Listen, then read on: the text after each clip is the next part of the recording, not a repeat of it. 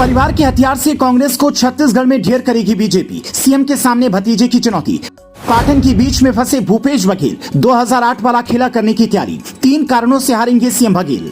अमित शाह की चाणक्य नीति से पहले बीजेपी के इस नेता ने चली थी चाल, चुनाव में होगा धमाल। कहते कि चुनाव में बीजेपी सारी पार्टियों से 4 कदम आगे रहती है, लेकिन मध्य प्रदेश और छत्तीसगढ़ में तो बीजेपी ने एकता दिखाते विपक्ष को 10 कदम पीछे छोड़ दिया है।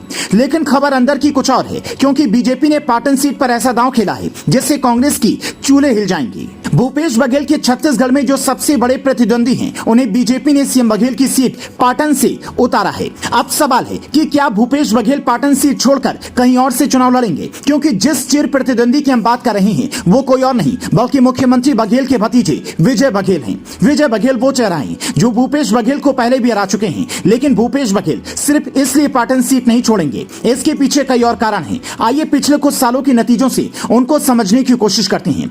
2013 के चुनाव में भूपेश बघेल को 68,185 वोट मिले थे, जबकि दूसरे नंबर पर उनके भतीजे विजय बघेल रहे थे, जिन्हें 58,442 वोट मिले थे। 2008 के विधानसभा चुनाव में विजय बघेल को 59,000 वोट मिले थे, जबकि भूपेश बघेल को 51,158 वोट मिले थे।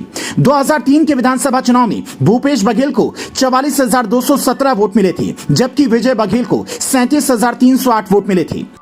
यही वो वजह है जिसे भुनाने के लिए अमित शाह ने अपने मौजूदा सांसद को मैदान में उतार दिया है। पाटन विधानसभा सीट से वैसे भी भूपेश बघेल और उनके भतीजे ताल पहले से ही ठोकते रहे हैं। उनके बीच की ये राजनीतिक जंग परिवार में भी चलती रही है, उसी का फायदा बीजेपी उठाना चाहती है। लेकिन हो सकता है कि भूपेश बघेल ये सीट छोड़ दें, क्योंकि कांग्रेस और सीएम बघेल दोनों ही ये रिस्क नहीं लेना चाहेंगे। सोचिए, अगर भूपेश बघेल ही अपनी सीट हार गए तो कितनी बेइज्जती हो जाएगी। इसी जिल्लत से बचने के लिए भूपेश बघेल ये बड़ा कदम उठा सकते हैं। वैसे भी दूध का जला छाछ फूंक फूंक कर पीता है, तो एक बार भूपेश बघेल को उनके भतीजे हरा भी चुके हैं। आपको याद होगा, ऐसे ही राहुल गांधी को स्मृति ईरानी ने भी हरा दिया था, उन्हें यूपी से उखाड़कर केरल भेज दिया था। लेकिन भूपेश बघेल के पास ये विकल्प नहीं है, उन्हें तो राज्य में ही रहकर कोई सीट चुननी है। तो आज उन्हें नींद तो नहीं आएगी, ये तय है। सीएम हाउस के मुलायम गद्दों पर उनकी रात जाग कर बीतने वाली है, क्योंकि बीजेपी ने टेंशन इतनी बड़ी दे दी है।